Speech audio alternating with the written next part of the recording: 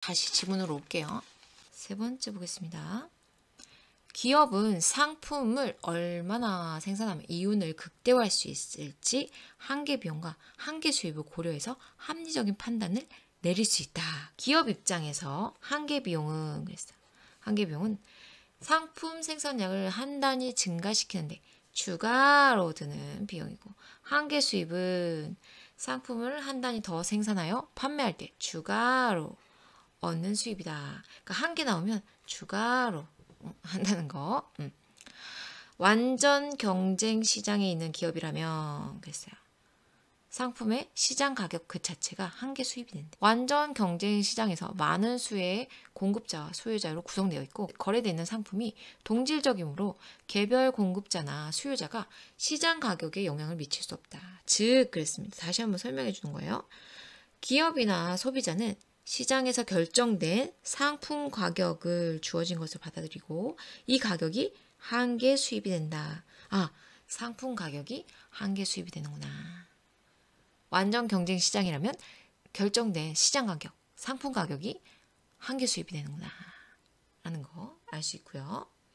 상품을 사려는 사람들이 많아져서 시장의 수요가 증가하면 가격이 오른다면 한계 수입도 동일하게 그죠. 증가한다. 어떤 완전 경쟁 시장에서의 어떤 기업의 결정과 관련된 내용 나온다면 이 부분을 보고 풀어야 됩니다. 그래서 기억을 해놔야 되겠죠. 이제 여러분이 기억을 하기 좋은 어떤 기호를 써서 표시를 해놓으면 좋습니다. 계속 볼게요. 생산을 계속할 때 손실이 발생하는 상황이 아니라면 기업은 그랬어. 한계 비용과 그지? 한계 수입이 일치하도록 생산량을 조절해서 이윤을 극대화할 수 있다. 그렇구나. 기업에서 중요한 건 이윤의 극대화잖아요. 그렇죠? 그래서 문제에서 물어볼 수 있습니다. 한계 비용과 한계 수입이 일치할 때 이윤이 극대화될 수 있다. 한계 비용이 한계 수입보다 큰 경우에는 그죠? 비용이 더 큰 거잖아요. 그럼 생산량을 줄여야죠. 그 다음에 한계 수입이 한계 비용보다 그지? 큰 경우에 그 수입이 더 커. 수입이 클 때는 생산량을 어떻게 돼? 늘려야 돼. 늘려서 이윤을 증가시킬 수 있다. 그렇죠? 한계 비용이 클 때 생산량 줄여야 되고요. 한계 수입이 클 때 생산량 늘려야 됩니다. 이제 5번째 단락입니다. 그런데 생산을 계속할 때 이윤이 남는 것이 아니라 오히려 손실을 볼 수 있기 때문에 어떤 상황에서 손실이 발생하는지 판단하는 것도 기업 입장에서 중요하다. 이때 고려할 수 있는 것이 평균 비용이에요. 평균 비용은 어떤 양의 상품을 생산하는데 투입된 총 비용을 생산량으로 나눈 것이야. 그렇지. 평균 비용은 총 비용을 생산량으로 나눈 거야. 그치. 여기서 총비용은, 그래서 여기서 총비용은 고정 비용과 가변 비용으로 구분된대. 그러면 총비용은 고정 플러스 가변 비용이겠네. 한계 비용이 총 비용 중에서 가변 비용에만 영향을 받는 것과 달리, 그랬어. 그죠? 달리. 이 비교되는 거는 꼭 나와요. 물어봐요.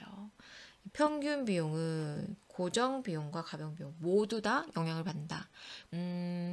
고정 비용은 생산량에 따라서 변화하지 않고 일정한 크기를 유지하는 비용, 고정 비용. 예를 들면 매달 내는 임대료가 그 사례이다. 그죠? 자, 가변 비용은 그래서 생산량에 따라 달라지는 비용이야. 추가로 생산할 때 발생하는 비용이 한계 비용이었으니까 생산량에 따라 달라지는 비용, 가변 비용에만 영향을 받는 것이죠. 상품 생산을 늘릴 때 추가로 뭐 고용하는 직원에게 주는 거, 재료비 이런 것들이 그에 해당된다.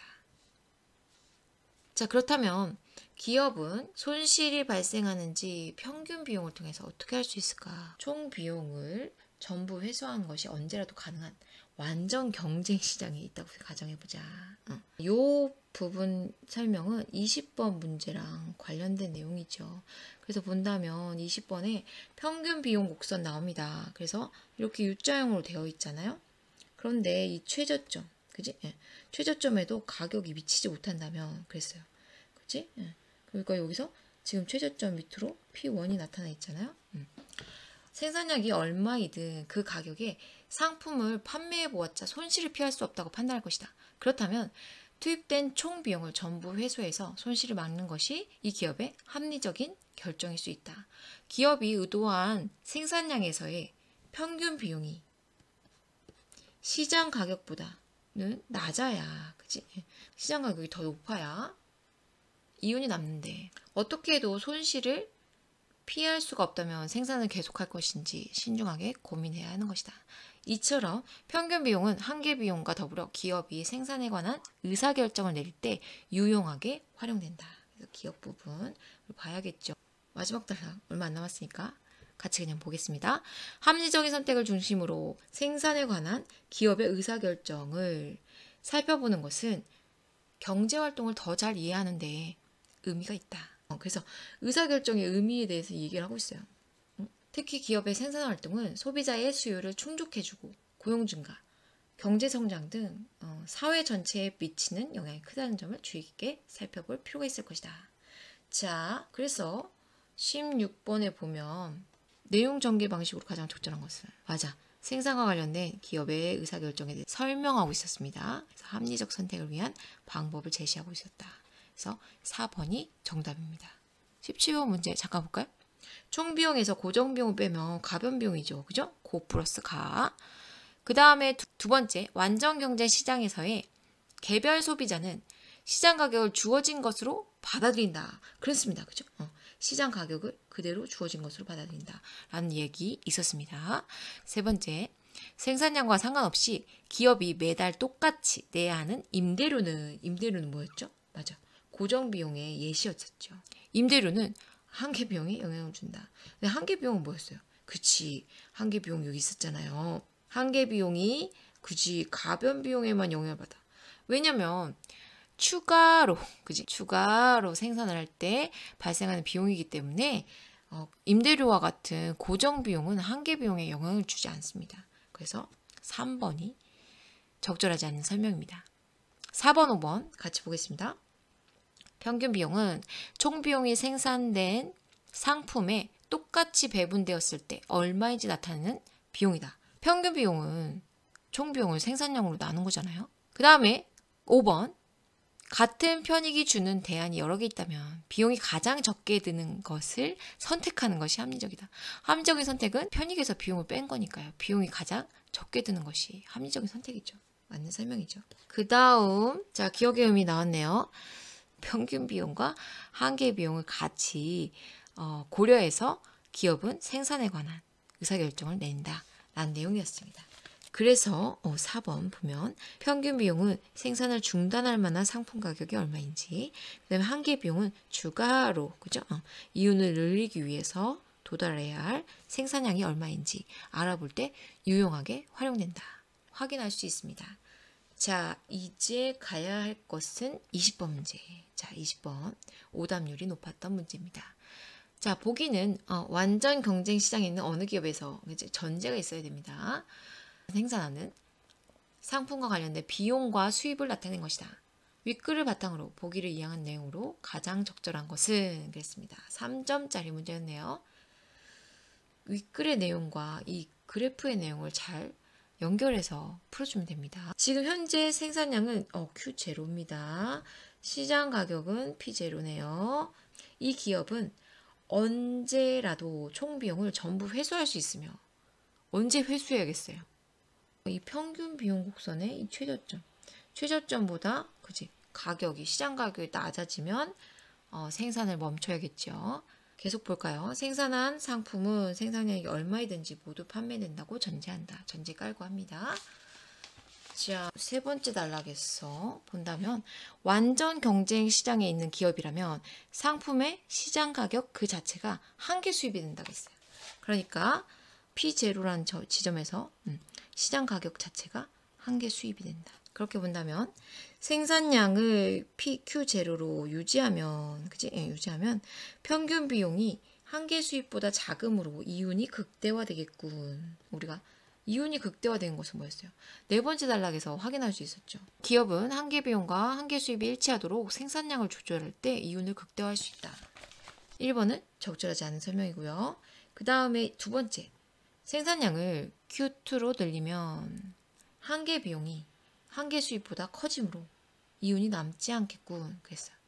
한계 비용 곡선을 보면 그치 이렇게 한계 비용이 커지고 있어요. 커짐으로 여기까지 맞지만 이 설명은 맞지만 이윤이 남지 않는다. 이윤이 제로가 된다. 이건 틀린 설명입니다. 이윤이 줄어드는 것이겠죠. 자, 3번 보겠습니다. 가격이 P0로 유지되면 생산량을 Q1으로 줄여도 한계 비용과 평균 비용이 모두 줄어들기 때문에 그럼 이 지점에서 그지 만나는 거잖아요. 시장 가격이 계속 유지되면 한계 비용과 한계 수입이 만나는 지점, 이 지점이 가장 이윤이 극대화되는 지점이죠. 그런데 생산량을 줄이면 이윤이 당연히 줄어들겠죠. 그렇기 때문에 변함없겠군. 이것은 틀린 설명입니다. 4번 시장 수요의 감소로 가격이 P1이 되면 그랬어요. 자, P0에서 그치 이번에는 가격이 내려갑니다. 가격이 내려갔어요. P1이 되면 생산량을 Q1으로 줄여야 평균 비용이 제일 적게 들어가므로 손실을 0으로 만들 수 있겠군. 그랬습니다. 그치? P1으로 줄였어. 그런데 우리가 평균 비용 곡선의 최저점보다 시장 가격이 낮으면 생산을 중단하는 것을 결정해야 된다고 했습니다. 그래서 계속 유지한다면 그 손실은 계속 발생하겠죠. 0으로 만들 수 있다라는 설명은 틀린 설명입니다. 나머지 4개 다 틀리니까 답은 5번인데요. 시장 수요의 증가로 가격이 P2가 되면 이번엔 이렇게 됐네요. 그죠? 올라갔어요. 한계 수입이 한계 비용보다 커지므로 시장 가격은 뭐가 같다? 한계 수입과 같다. 일치한다. 아까 선생님 여기다 썼는데 지워졌네요. 맞아요. 완전 경쟁 시장에서 시장 가격은 한계 수입과 같았죠. 한계 수입이 한계 비용보다 커지므로 생산량을 그죠? 늘릴수록 생산량을 Q2에 가깝게 늘릴수록 이윤이 증가한다. 맞는 설명입니다. 정답은 5번이 답이 되겠습니다.